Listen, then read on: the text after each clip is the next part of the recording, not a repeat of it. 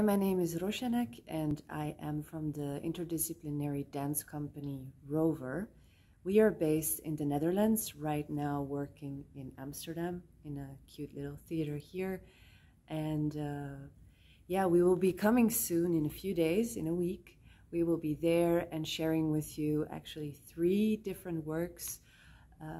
One of them is the meditative installation performance called Sister, which is a slow melting meditation on the subject and honoring children that are on the run, that are displaced, honoring their strength, their resilience, and how they cope with the reality that they are left with, the faith that they do not control.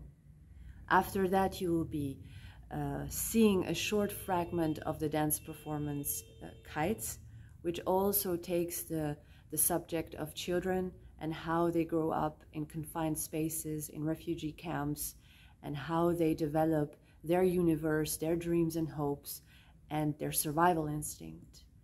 Last but not least, there will be also an exhibition, a collaboration between dance and photography called Hide and Seek, taking the same subject, honoring the child and the game hide and seek as verbs of survival.